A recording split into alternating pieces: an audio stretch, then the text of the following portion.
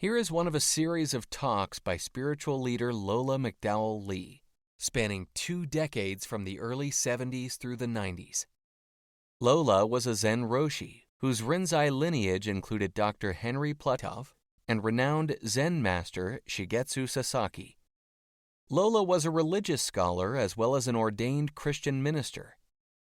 While the talks are focused mainly on Zen and Buddhism, Lola drew on many spiritual traditions, including those of Jesus, Plato, Lao Tzu, the Hindu Vedas, Meister Eckhart, and Gurdjieff.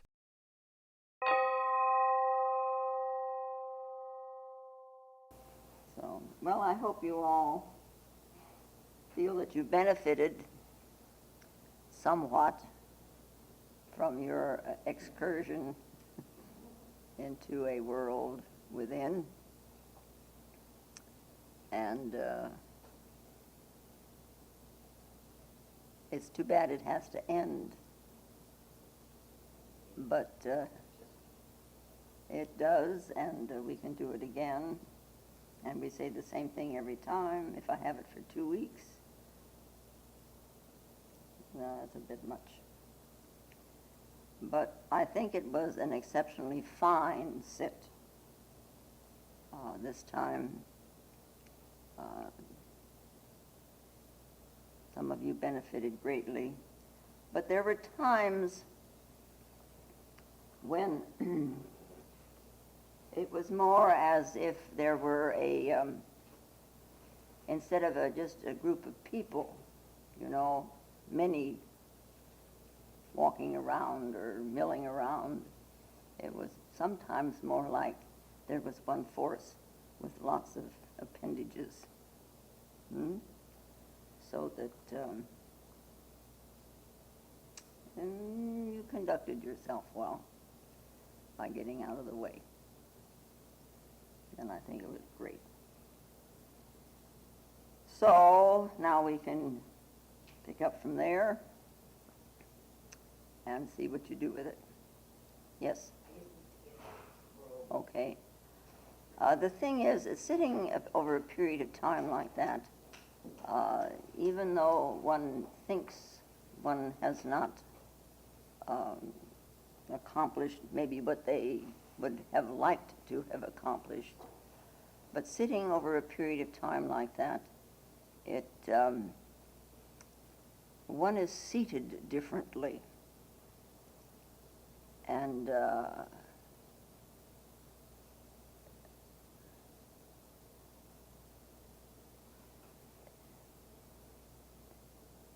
even though we cover that over again with being out in the mundane world, it does not leave. There is a different, all I can call it is a seatedness. And I hope you're aware of it.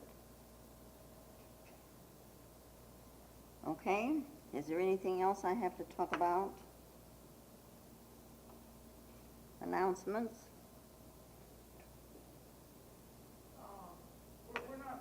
We are not having a sit this coming weekend, correct? You mean a 3-day sit? No. Friday and Saturday. Friday and Saturday? No, I don't think so. Okay. We've done had it. Well, we will sit tomorrow night. We will sit tomorrow night and we'll sit on Wednesday. Right. Okay. But the other, I think we can forego it considering I think it would be such a aftermath that,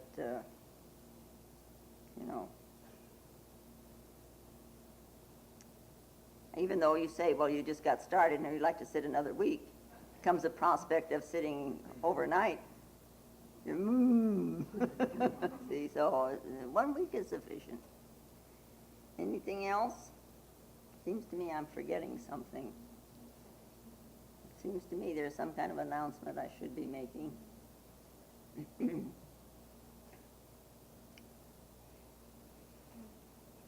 Randy never came back for his table? No. Mm. Yeah.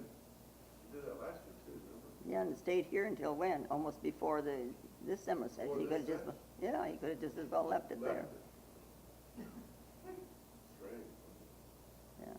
If you happen to see him again, would you? I'll remind him to do that. Yeah, and of the Oh, book. the book too. Mm-hmm. Okay. Hmm? Breathing. Breathing. About the breath. But yeah. Now, it's sort of in with what was going on here last week. This little story of the monk. You know, he went to the fair. You're familiar with the story. And he went to his Roshi and asked if he could take some of the monks over to the fair. And he was given permission, and because he said it would be an opportunity for some practical teaching. And when they got there, instead of milling around, he went straight over to the shooting gallery, and the rest of the monks had to go with him. And there were lots of prizes there for a bullseye. And as this monk and his all the other monks appeared there, why, the townspeople got rather curious, and they gathered around. And the monk himself now took the bow and 3 arrows. And, of course, everybody wondered what he was going to do, and so a kind of a tension started. And some of them were muttering to themselves, that surely this time now he had overreached himself, because surely he couldn't hit any targets. And he turned to the people around and to the other monks, and he says, study me attentively. And he flexed the bow placed the arrow in it, and shoved his bamboo hat back to the back of his head. And he took a very careful aim, and and the arrow went very wide of its mark. And there was a lot of laughter in the crowd, but the monks, they didn't. They kind of stirred uneasily. After all, if he's going to show off, he might as well do something decent instead of missing.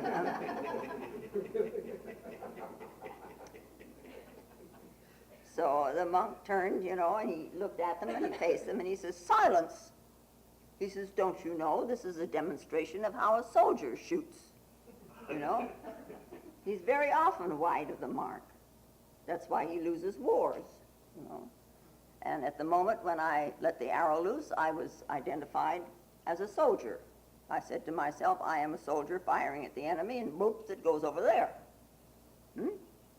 So he picked up the second arrow, and he slipped it into the bow, and he let the second arrow go, and it fell very short. It was sort of only halfway to the target. See? And now this time, nobody said anything. There was this dead silence.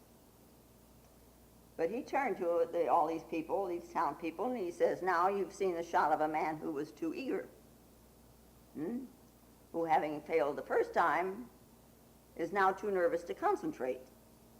And so the arrow falls short." Well, now even the stall holder was getting intrigued with these explanations, and he started to really listen, and everybody began to pay attention. And the monk now nonchalantly turned to the target, and he aimed, and he let the arrow fly, and it hit the very center of the bullseye. Right on. So, and very deliberately then, he looked over all the prizes, and he picked out the one he wanted, and he started to walk away. And then there was this clamor that broke out on all these people. Blah, blah, blah, blah. You couldn't hear what they were saying for everybody talking at once. You know how that goes. So he said to them, "Silence, Let one of you ask what seems to be bothering all the rest of you." And for a little moment, nobody spoke, and there was this quietness again. And then one little yokel shuffled forward, and he said, "We want to know which of you fired the third shot." And he says, "That? Oh, that was me."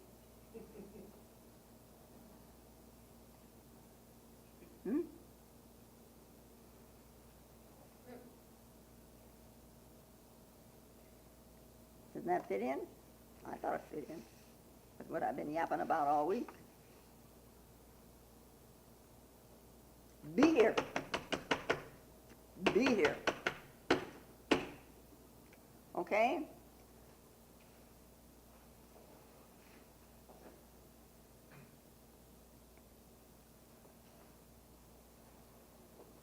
It is written that the Buddha said, I consider the dignities of kings and lords as a particle of dust that floats in the sunbeam. I consider the treasure of precious metals and stones as bricks and pebbles. I consider the gaudy dress of silks and brocades as a worn-out rag. I consider this universe as small as a whole lila fruit. I consider the lake of Anavadapatya as a drop of oil with which one smears the feet. I consider the various methods of salvation taught by the Buddhas as a treasure created by the imagination. I consider the transcendental doctrine of Buddhism as a precious metal or priceless fabric seen in a dream. I consider the teaching of Buddhas as a sky flower before my eyes. I consider nirvana as awakening from a daydream or a nightmare. I consider the struggle between heterodox and orthodox as the antics of the 6 mythical dragons. I consider the doctrine of sameness as the absolute ground of reality. Now, to help us, to help people everywhere to become free of, let us say, the shackles of the outer world, that is orthodox and whatever, in order to free ourselves of our encumbrances that we have been taught and that we have acquired, the Buddha teaches an inner discipline. Now, once we have learned the ways of the inner discipline, he's there, ready to destroy that also. You know, either we are ruled from out there, society, or we are ruled from within, or we are free. If we are ruled from without, we are a slave. If we are ruled from within, we are still a slave. And so this is then what Vivekananda, you know, in his poem wrote about. And he says, strike off thy fetters, bonds that bind thee down, of shining gold, or darker, baser ore, love, hate, good, bad, and all the dual throng. No slave is slave, caressed or whipped, not free. For fetters, though of gold, are not less strong to bind. Then off with them, sannyasin bold, you know, say, Om, tatsat Om.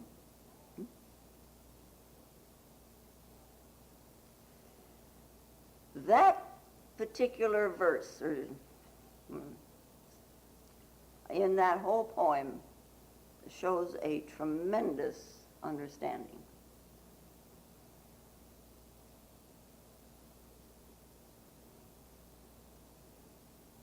Now, we have a discipline, and most traditions do have a discipline, in order to step out from under the yoke or the domination of the masses, our culture or society, or however you want to put it. You do know what I mean. We do understand that there are certain rules by which one must conduct themselves, and we do it, but we are not dominated by it. There's a difference, understanding and doing because it is necessary, or being dominated by it. Now, once you are free of the outer domination, then there is this inner domination that has to be dealt with.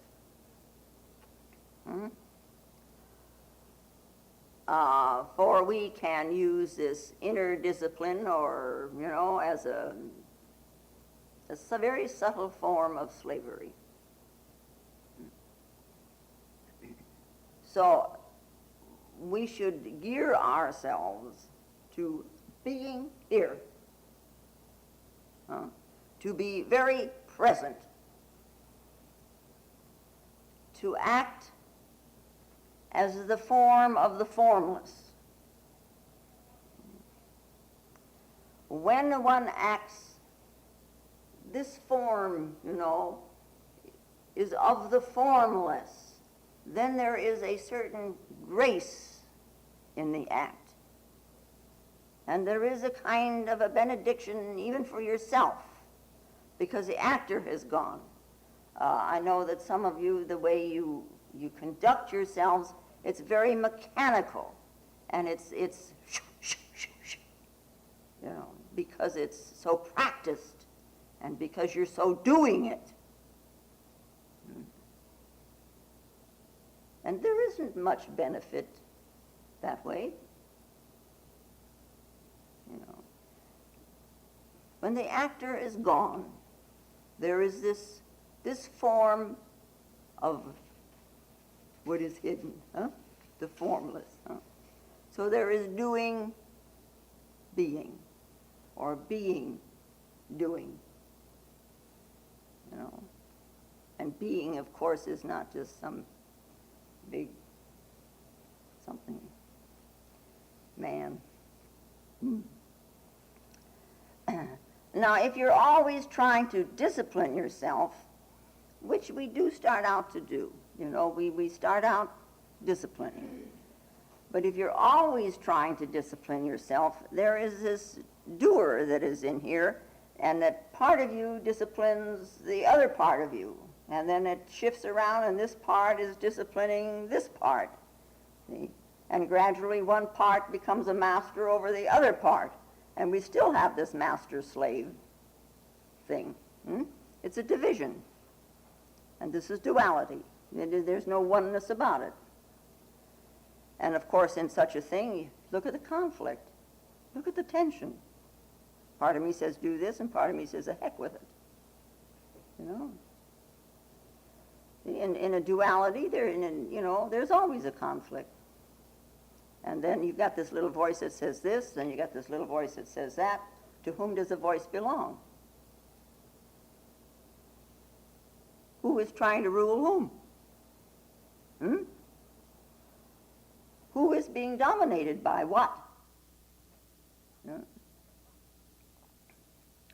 And yet we must begin with a discipline. And the discipline is to sit down and to be there, to be here, and to shut up.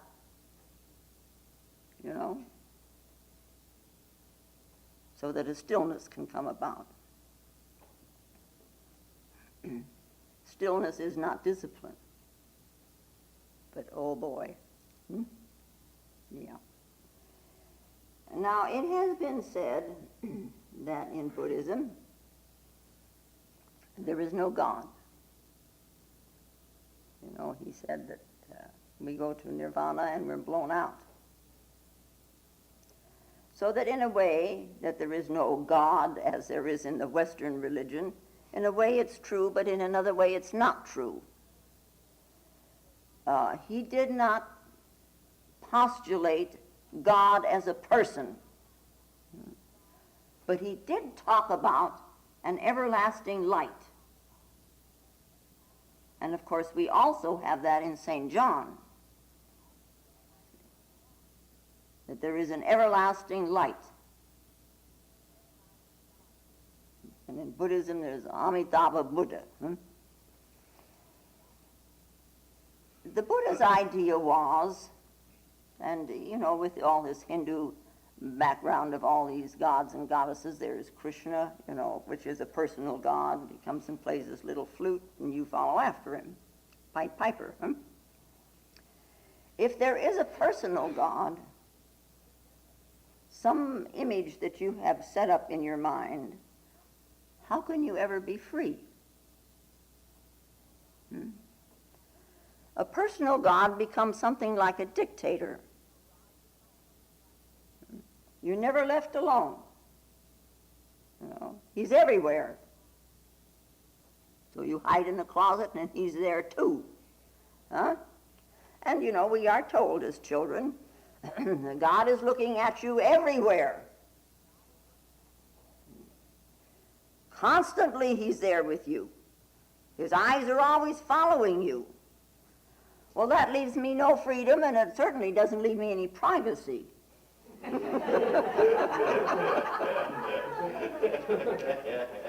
I mean, to have this man always following me around.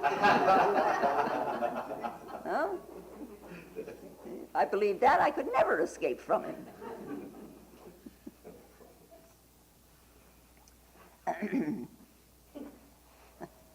But this freedom, which is not just a hedonistic pleasure thing, you know, that I can do as I please. That's not freedom at all. Doesn't even come close. Far away. You know, but to be liberated from all my desires and my ego structure, so that I'm no longer manipulating myself in order to look good.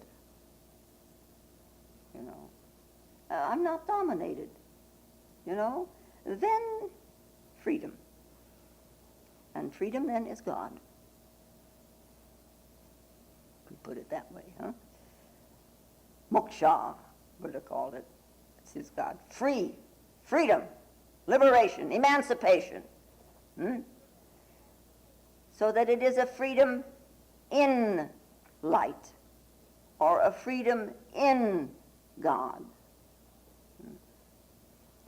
And that freedom then is in divine. Freedom in divine, huh? And for that kind of freedom, you need to wake up. You need to open your eyes and see, and you need to listen.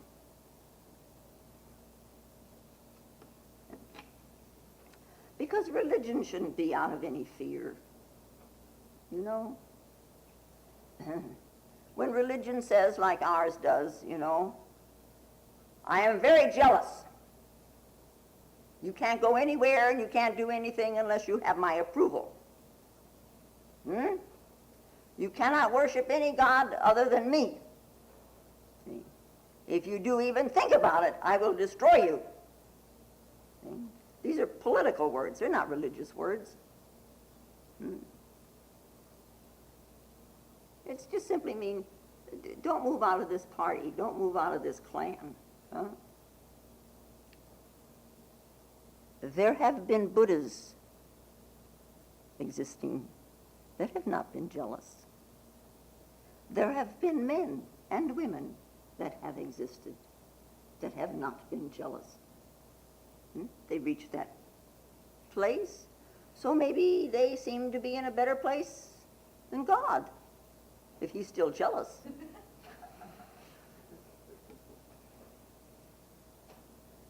You know, it's a terrible threat. You know, if you don't do as I say, I will punish your children for 10 generations. What a terrible fear to walk around with, huh? And then on the other hand, if you do as I say, I will reward your children for 100 generations. But how do you know which is which? Yeah. So we look at it and we see very readily, that it is a means of keeping the tribes together. Yeah. And it was deemed necessary, and for some it still is. I mean, there are, after all, let's face it, many different states of consciousness. Not everybody can cope with this thing of being free. No. But through it all, we should be explorers.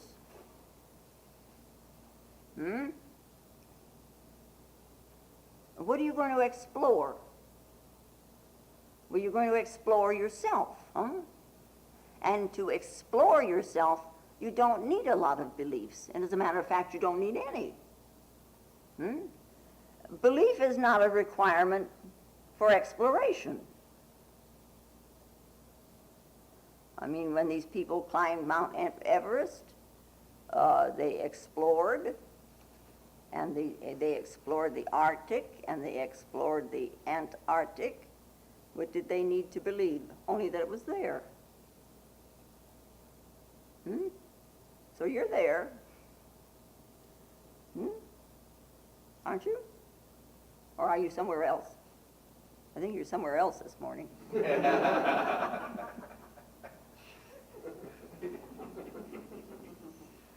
Belief, in some circumstances, is an obstacle. So we doubt. And we ponder. And we contemplate. And then finally we learn what is meditation. Yeah? And when the mind comes to experience truth without any beliefs, then mind is mind only. And it is true. And we have all, I'm pretty sure everybody in this room has had some kind of belief about heaven and hell. Have you? Sure. Some other world we're going to go to someday, which are our projections. Yeah. The Tibetan hell doesn't have any fire in it like ours does.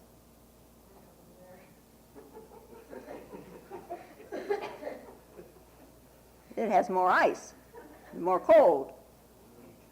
And the Hindu hell has more heat. I mean, after all, it's a warm country. And their idea then of heaven would be an air-conditioned place that's never too hot, and lots of cool breezes going by, and the shady trees, and the flowers are all diamonds.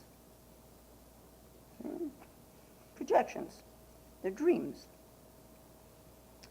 And the missionaries go to Alaska a long time ago, and they talk to the Eskimos about hell, and the Eskimos were quite ready to go. It's warm.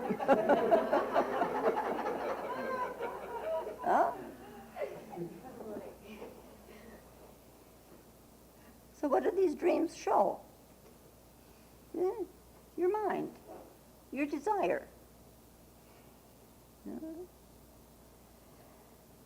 So that now, if you stop dreaming and stop trying to create another world in which everything is perfect for you,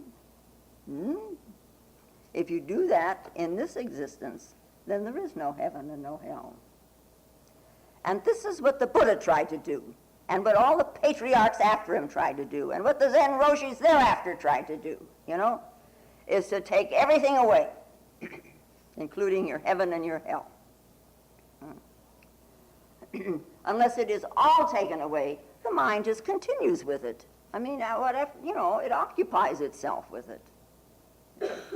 So there comes a saying, you cut to the root of the mind. And you leave not one thing, not even yourself.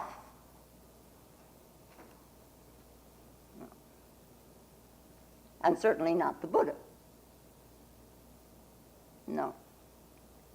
And it isn't, in taking all this away, it's not that he's so much against other ideas and other philosophies. He's just as much against his own.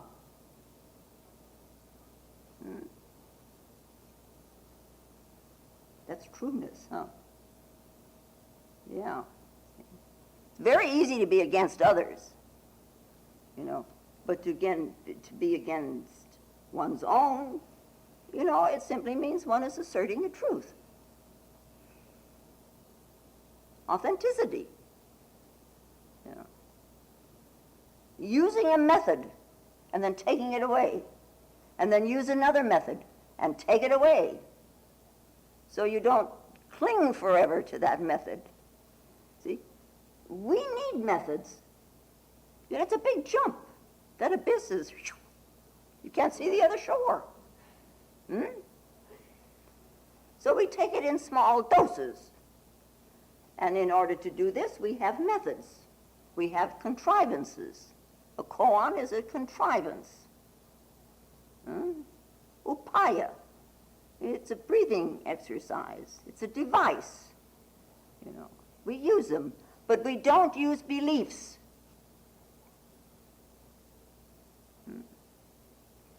The greatest awareness is to come to this no mind.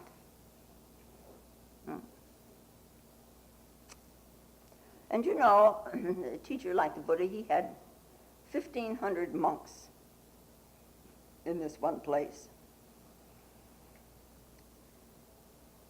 So he would, of course, have many contrivances. 1,500 states of consciousness.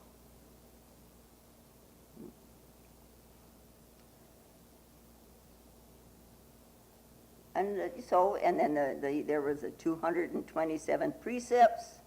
They're not for everybody. They're for some.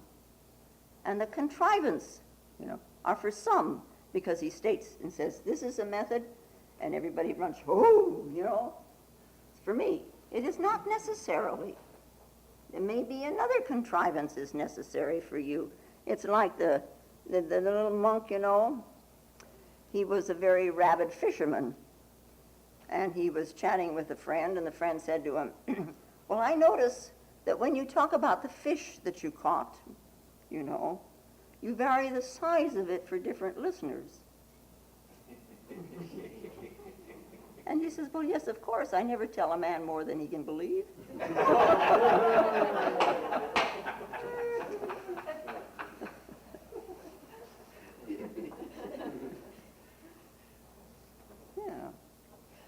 And so with the Buddha, you come to him with a childish mind, and he'll give you some toys to play with.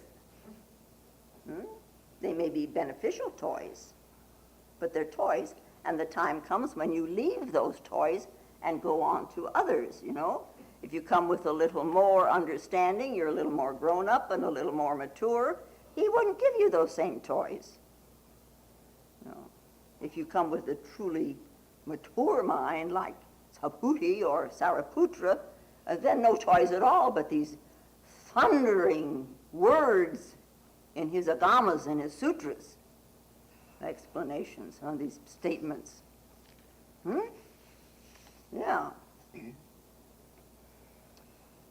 And it is written in the Christian Bible, in our Bible, to the effect that Jesus' disciples, he asked him, questions, and one of them was, what is the message of peace that you have brought to the world? And he said, I have not come to bring peace. I bring a sword. And there's many people have puzzled over this down through the centuries. And many are the answers, of course, that have come to these puzzlements. Here was Jesus. Supposedly, they call him a messenger of peace. And he says that God is love. And we should live in peace together. You love your brother as you love yourself. And then he says, I bring a sword. And he says, bury the dead. Leave them. Leave your mother and father. Give away your riches. follow me. I bring a sword. That's difficult. How are you going to put that all together? That's quite a jigsaw. Every master brings a sword. Understand it, huh? It's to cut to the roots of the mind. Unless you leave your mother and father, you cannot follow me. Now, what do you think that means? That you should move out of the house into a different apartment and never phone them or never write again? I don't think so. But the conditioning that they have given you, leave it.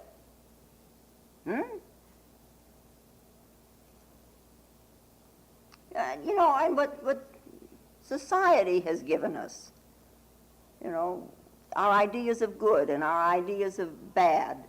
So to look at the whole conditioning, it takes a sword to cut to the roots of that. And he says, until you do, you cannot follow me. Oh, you can run around on the ground chasing me, but you can't follow me into the kingdom. For that I must use my sword. The Buddha wasn't any different. And there are times he was very stern in his compassion. He didn't allow any loopholes, from where you could get into your slavery again.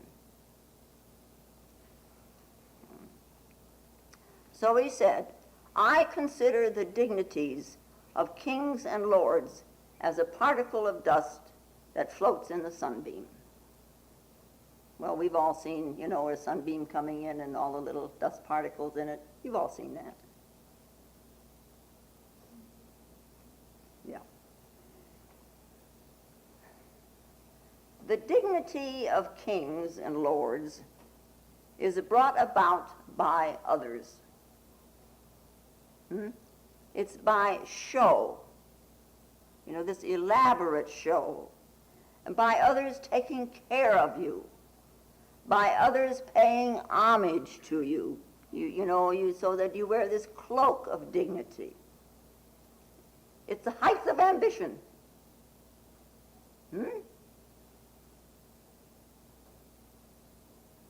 And they say ambition sees what it wants to see. And usually what that is its own aggrandizement, Or it may see fear of its position. So now to be non-ambitious, and not hankering for down the line, this other world, and who's going to come and bow before you, A non-ambitious mind is a still mind. And you cannot sit there and still your mind.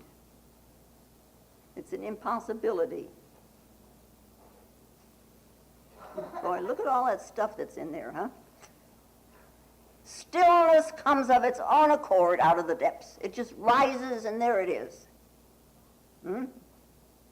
And to be in that stillness, to have it rise, as you watch it, you will understand what dignity is. It is the greatest dignity in the world.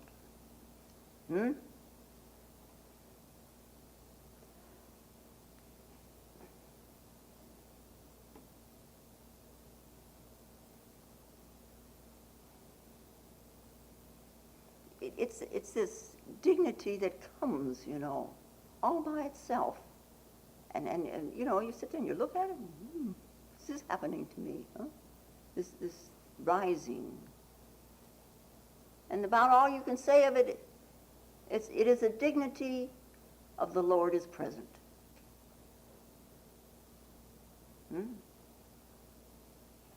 And it comes from within. Has nothing to do with any other. Has only to do with you. It's just the dignity of being the truth. When the Buddha was a young man, on his way to town one day with his charioteer, he saw a dead body. Up to this time, He'd never known about death. Then he was 18.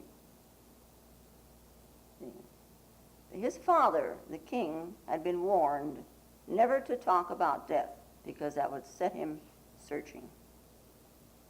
So they had no death around him. They kept him in the palace grounds and kept him guarded. You know, you all know the story. One day he went out one gate and he saw poverty, and that puzzled him. And one day he went out another gate and he saw illness, and that puzzled him. And then one day he and the charioteer went out another gate and he saw death. What happened to this man? Well, the charioteer has to tell him, you know. And he says that this man died. Is this going to happen to me too? Yes, it's going to happen to you too. And at that moment, this young man had a very great insight. And he left the palace forever. The charioteer went with him. You know, through thick and thin, he went with him. And you know, this question, this death. How? What is this death? What is beyond death? Anything? Is there something there? What am I that comes and goes? And born and died? From whence? To where? Those were his questions. And he went out looking. That's one way of doing it. And there's another way. It's this very wealthy businessman in New York, and he suffered from a nervous breakdown. And the doctor said to him, you must have a rest. You go to Florida, and you lie around under the sun, and you go swimming, and you will be better in a month. Oh, okay. And he did it. He went to Miami, he got into his swimming trunks, and he strolled along the sandy beach. And the water was really too much to resist, so he went in for a dip. But he forgot that it had been many, many years since he'd had any exercise. And before very long, he was out there over his head, you know, and he couldn't swim back. Help! Help! Help! You know. And this very alert lifeguard flung himself into the water and towed him to safety. And this businessman's wife came running, and she says, Irving, are you all right? Speak to me. Are you all right? And Irving is lying there, you know, and he's dripping with water, and he says, I'm all right. But I've got to ask you something in private. So, please. So bend down. So this very worried wife, she stoops over, and she says, yes, Irving, what is it? And he says, tell me, how much do I tip for a thing like this?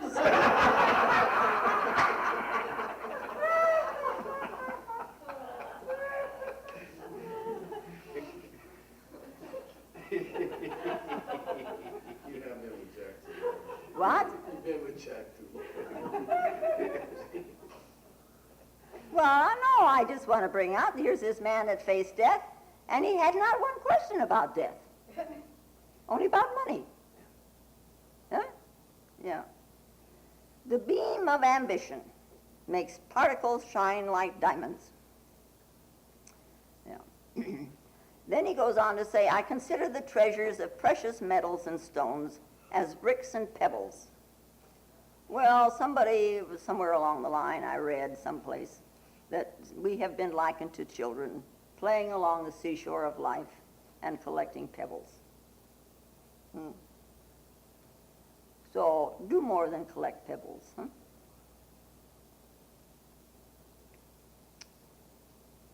You know, be here when you collect them. It's no sin to go out and make money. You know, just don't let it obsess you. Other than that, get everything that you can. You know? Also, don't be afraid of success.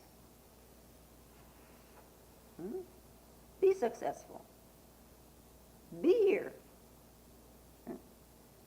Don't be obsessed by the success or the money. Then you can do what you want with it. You're free of it. You can use it. And when you use it, then you have time for friends, and you have time for meditation, and you have time for truth, and you have time for freedom. Everything here is for our use, but you do not own anything. I consider the gaudy dress of silk and brocade as a worn-out rag.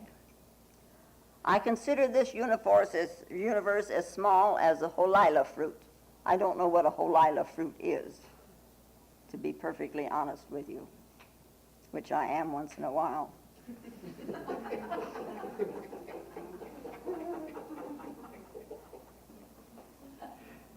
Huh?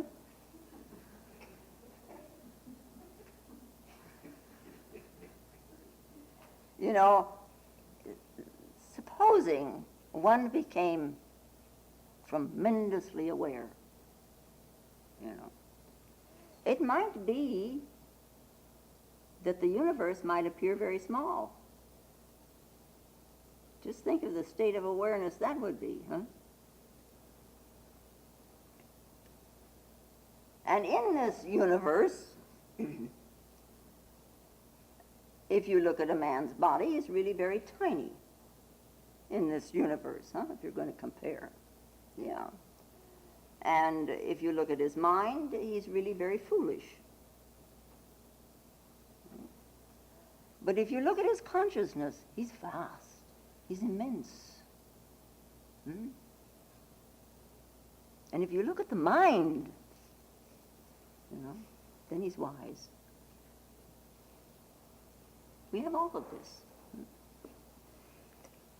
In consciousness, in awareness, that's where it's hidden, huh?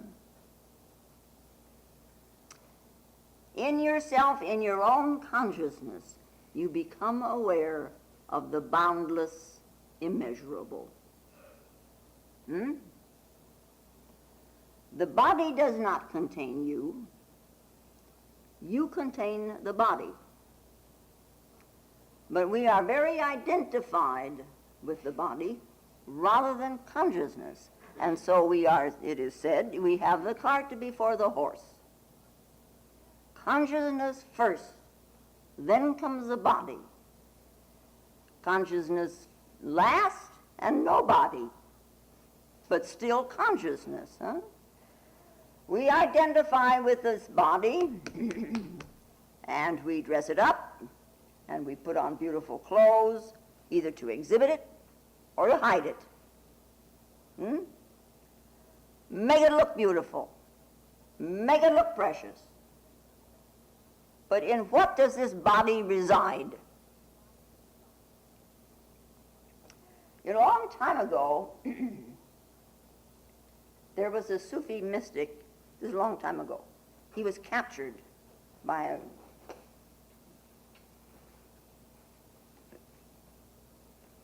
Well, who went out and captured people at those days?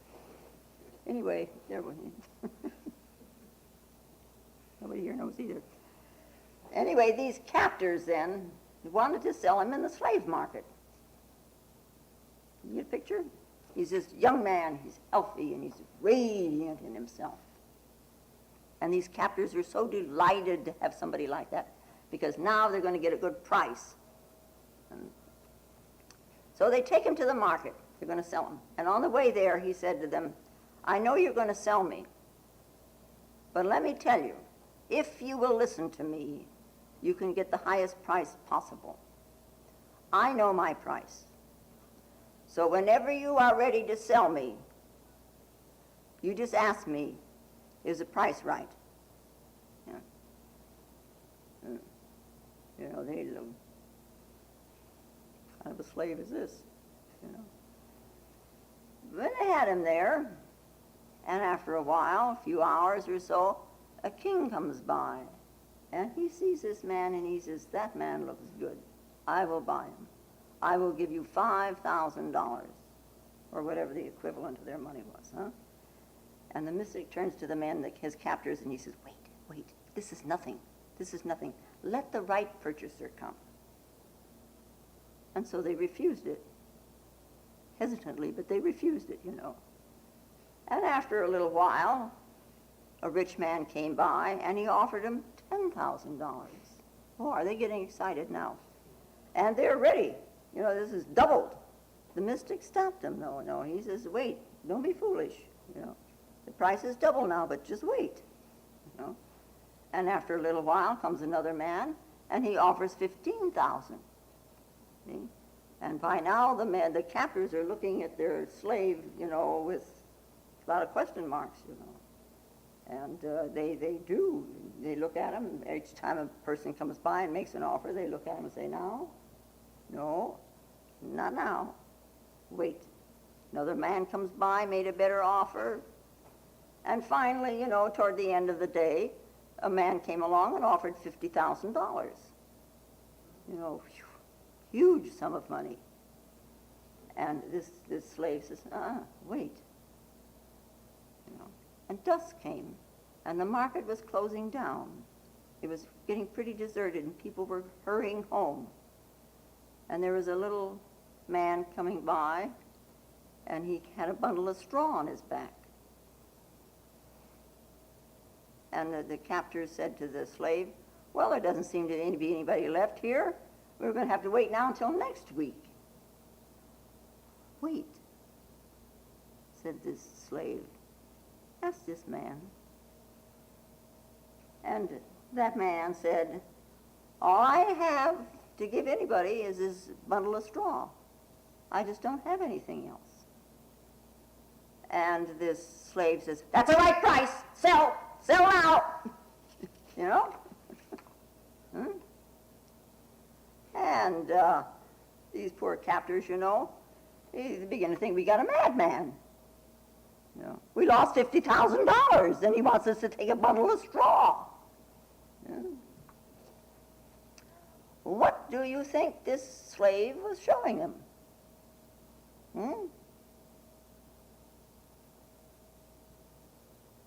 It's not just a little story, We are identified. And to this man, we are identified with a bundle of straw. Or, as the Buddha said, with a bag of skin.